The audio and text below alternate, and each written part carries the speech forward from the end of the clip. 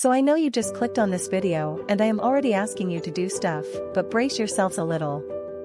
I want you to imagine that it is late at night and the next day you have an important exam at your school, college, or work. The last week you deeply wanted to prepare for the exam, but you just could not find to do it. Instead of studying though, you have found time to watch that last episode of Wednesday, play the new Overwatch, or a session of League of Legends with your friends. It up for Ryu. Oh, look at the cleanse, look at the moves! Faker! What was that? You have found time to just stare at your bedroom ceiling without doing absolutely anything. The day has come and you fail the test once again. One thought comes to your mind immediately: why? Why didn't I just study to be in a better place than I am right now? Why do other people find it easier? By that time, you start promising to yourself that the next time will be different, but it is never different. The real, more accurate question you want to ask is, why do I procrastinate?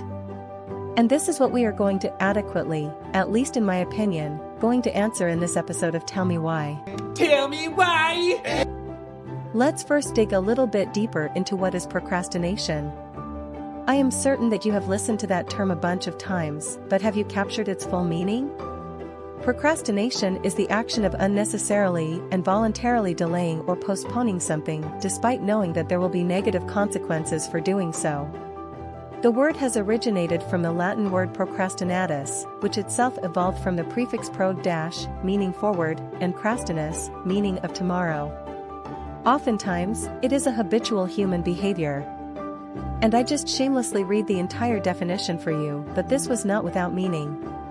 The definition is unbelievably important to analyze the phenomenon that, let me tell you, doesn't only happen to you. 5 out of 10 college students procrastinate and 20% of adults are chronic procrastinators.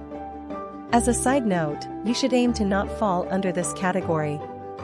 So back to the subject, the keywords that we need to note from the official definition of procrastination are habitual human behavior and postponing.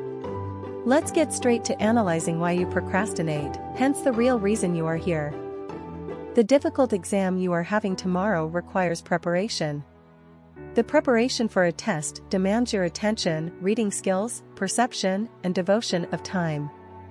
Your brain is certain that all the above will produce for your organism negative emotions such as anxiety, stress, and frustration. So what does your brain decide to do? It decides to postpone those emotions by simply not studying. This action can be conceptualized by the common phrase you are internally using: I will do it tomorrow, I still have time. You never do.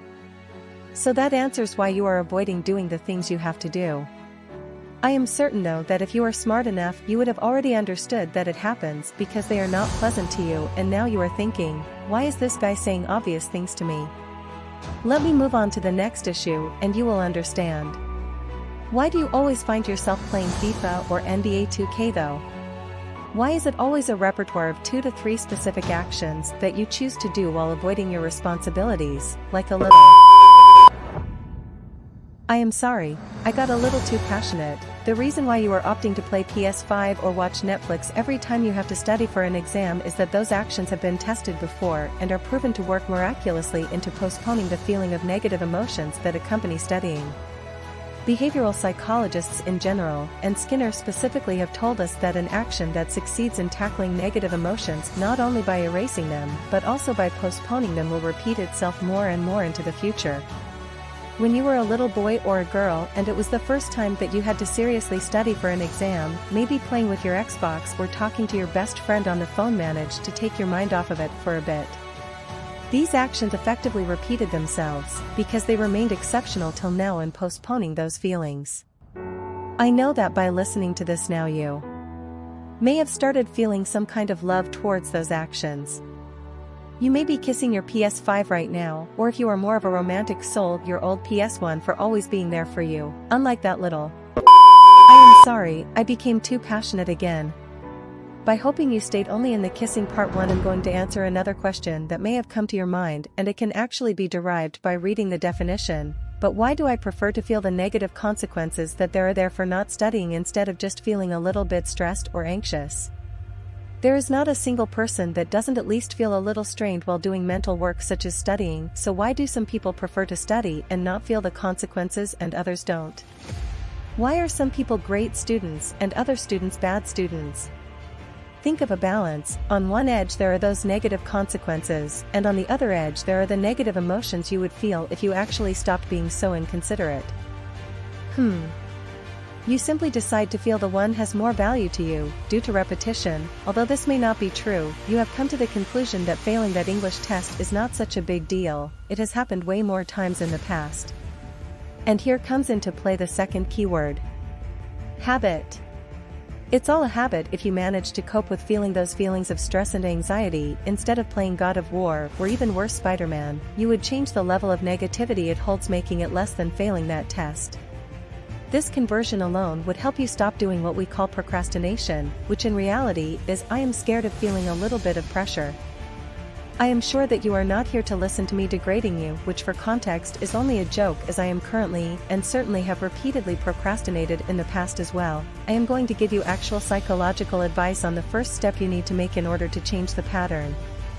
First of all, external motivation such as money will work, but only once, so it is not suggested as a solution. What you actually need to do is either lower the negative effect studying has on you or amplify the negative consequences of failing that test. There is a third way you can fix the problem, which is by amplifying the positive emotions that are accompanied by succeeding. That is what money does, and this is why it works for a while, but you need to find something internal, as external motivation only lasts for a while. Of course, the preparation of an exam is only a paradigm, and it can be safely generalized toward any other form or shape of action. What you should do in order to fix your life and stop the circle of procrastination is subside the work package in small chunks. For example, if you can physically, if time lets you do it, study only 10 to 40 minutes per day as a way to become less scared of the negative emotions that come with studying and lowering the duration. Another great solution would be to give a promise to a friend or a parent that you will succeed in the upcoming exam. This will give you enough motivation to keep aside negative emotions, and it will amplify the positive emotion of acing that test.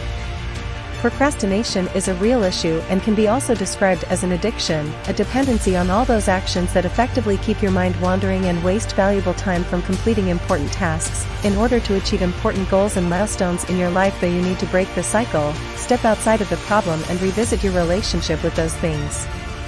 Is that what you are? What you want to be? If yes, then I am happy for you, as you have already found what you want to do in your life. But for all those of you that answered negatively, I am even happier, as life is the journey of evolving, constantly moving forward, and coping with whatever is thrown at you, and this certainly can't be done if you are a slave. Learn, think, adapt, and change. Till the next one, I am out.